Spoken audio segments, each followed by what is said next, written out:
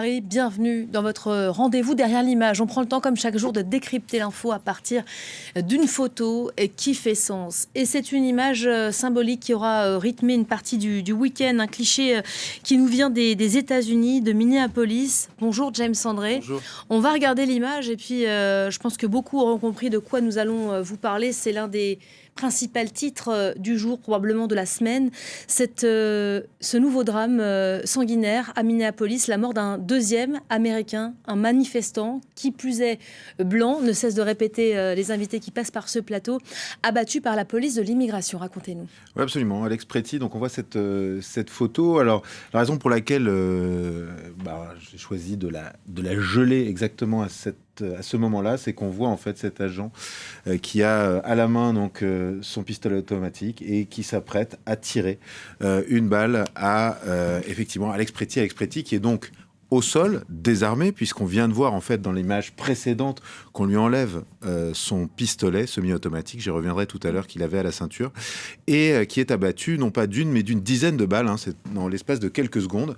Donc voilà, on peut y voir deux choses selon que l'on est pour ou contre ce qui est en train de se passer aux États-Unis, et c'est bien ce qui est en train d'essayer d'instrumentaliser le pouvoir trumpiste, c'est qu'on peut y voir effectivement ce que c'est-à-dire un homme désarmé, au sol, maintenu par des agents de l'immigration, qui est donc parfaitement maîtrisé, à qui on enlève effectivement un pistolet automatique et qu'on abat de sang-froid sur un trottoir à Minneapolis, aux États-Unis. Et donc ça, c'est ce qu'on voit. On voit également, si on est, par exemple, le patron des Border Patrol, à savoir Grégory Bovino, un militant extrémiste armé qui a cherché à se mettre au travers de la route d'agents fédéraux assermentés en mission et qui le fait en plus avec donc une arme à un 9 mm semi-automatique attachée à la ceinture, et donc il est important de le neutraliser. Et c'est tout le débat qui entoure cette photo que l'on voit ici, et les conséquences politiques de ce qui s'est déroulé à Minneapolis ne sont peut-être pas si simples à lire qu'on ne peut l'imaginer. Voilà, un cliché qui a été rendu possible par un autre manifestant qui filmait la scène, comme Alex Pretty, parce que lui avait non pas une arme en main, mais un téléphone portable pour filmer la séquence. Son arme... il avait à la taille le port d'armes qui est autorisé à Minneapolis, et Alex Pretty avait justement un permis. Tout à fait, Alex Pretty avait un permis. Maintenant, ce qu'il faut voir, et c'est ce qui va être utilisé par l'administration Trump pour se justifier dans ce cas, c'est que, par exemple, le jardinage est autorisé en France. Et je peux parfaitement avoir une tronçonneuse ou une hache et me promener dans la rue, ici, à Issy-les-Moulineaux, et on ne peut pas m'arrêter pour détention illégale d'une tronçonneuse ou d'une hache. En revanche, si je vais à la manifestation du 1er mai, que je m'interpose entre un policier et un manifestant qu'il cherche à appréhender avec ma hache ou ma tronçonneuse, là j'entre dans quelque chose de totalement différent. Évidemment, je me verrais fortement arrêté et potentiellement incarcéré pour avoir brandi ce type de matériel dans le cadre d'une manifestation. Or, c'est exactement sur cette distinction-là que joue l'administration Trump, avec un phénomène de temporalité, c'est-à-dire que dans un premier temps, évidemment, on a le temps de la communication politique, et c'est ce qu'on voit aujourd'hui, c'est-à-dire que ce qu'explique l'administration Trump, eh bien, c'est que il y a une mission qui a été empêché par un manifestant qui était armé, et donc il fallait le neutraliser. Évidemment, dans un second temps, parce que tout le monde a vu la vidéo, et c'est bien la question qui se pose aujourd'hui, c'est que le public voit cette vidéo, voit celle-ci, voit celle de René Good, où on voit là aussi que le véhicule, en fait, le coin du véhicule est déjà passé devant l'agent qui tire donc une balle à travers le pare-brise sur cette mère de famille de 37 ans. C'était il y a à peine une semaine, là aussi à Minneapolis. Et donc, il n'y a pas de danger immédiat pour les forces de l'ordre. Mais tout ça va arriver dans un second temps, c'est-à-dire le temps judiciaire, dans un an peut-être, et peut-être effectivement qu'une sanction sera prononcée à l'encontre de ces officiers qui ont fait un usage disproportionné de la force. Mais dans un premier temps, on est bien dans cette communication politique et dans ces effets d'annonce qui visent, pour le pouvoir de Donald Trump, à consolider sa position et à justifier les actions de ICE. Le port d'armes, on vient d'en parler, tout le narratif de l'administration Trump pour justifier que ces agents aient tiré sur cet homme qui était au sol, Alex Pretty, pourtant on a pu décortiquer les images tout au long du week-end, ne représente pas une menace. Non, il ne représente pas une menace. C'est-à-dire que dans les deux cas, on a, par exemple, si on prend le cas de René Good, eh bien, ils auraient parfaitement pu laisser partir la voiture. Ils avaient le numéro de plaque d'immatriculation, l'identité de la personne, l'appréhender un petit peu plus loin de manière parfaitement pacifique et sans la blesser.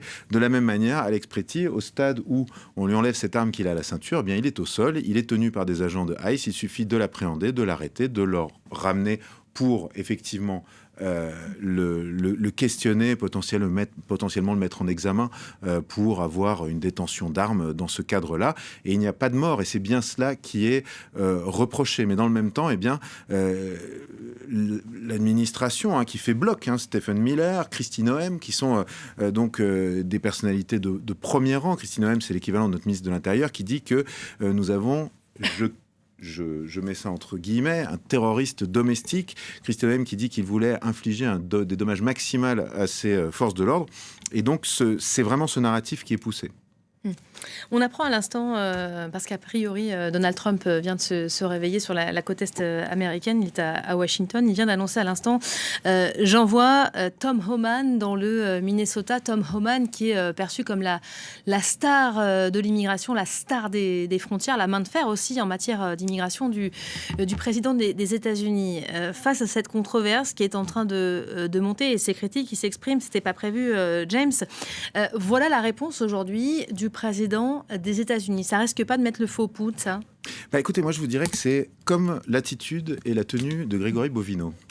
L'objectif, c'est quoi? C'est de faire peur. Et ça me rappelle ce qui s'était passé à la frontière sud des États-Unis au moment du premier mandat de Donald Trump, où, si vous vous souvenez, on séparait les familles, on prenait les parents d'un côté, les enfants de l'autre, y compris des nouveau-nés, dont certains n'ont jamais retrouvé leurs parents. En tout cas, les parents disent qu'ils n'ont jamais retrouvé leurs enfants.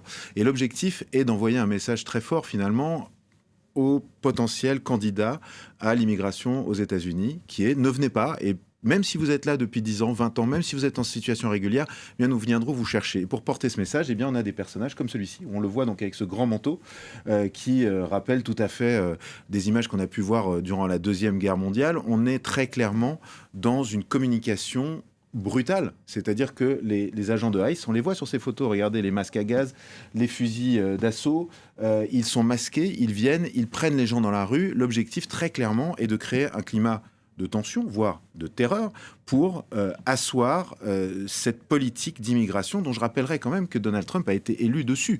Il ne prend personne à revers.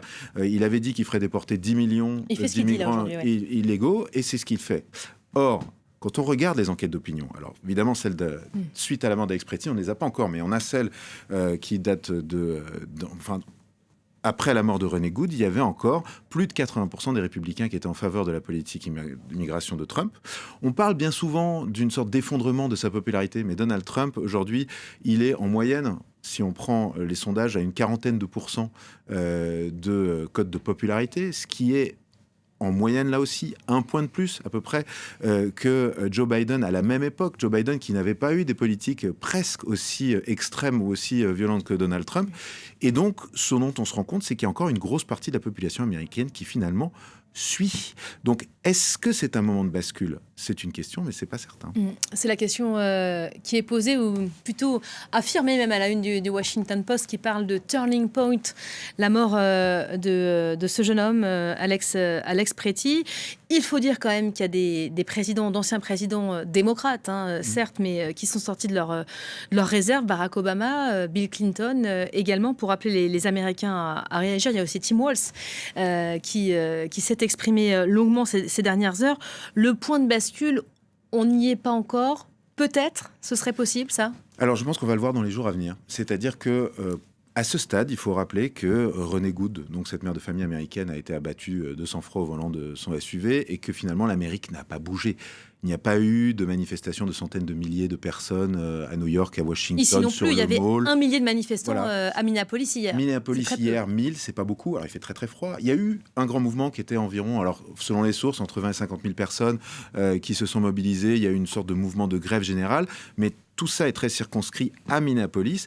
Et le fait est que est-ce que l'appel, par exemple, de Barack Obama, de Tim Walz aussi, le gouverneur de l'État, qui était le colissier de Kamala Harris et qui appelle là aussi à ce que les Américains se mobilisent et bougent, va être entendu? C'est une vraie question. C'est-à-dire que un point de bascule, j'en sais rien. En tout cas, c'est un moment où la question de la réponse de la société civile américaine se pose et qu'on la verra dans la rue ou dans les réactions publiques dans les jours qui viennent. Mon pari est que malheureusement, étant donné les résultats de sondages que je viens de vous donner, à savoir un soutien malgré tout à Trump, on voit que ce soit Tim Walz par exemple, qui a donc été défait à la présidentielle comme colistier de Kamala Harris, il parle beaucoup à ses propres troupes.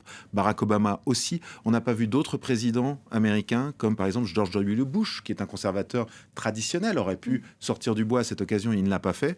Donc est-ce qu'il y aura réellement un mouvement ou pas ?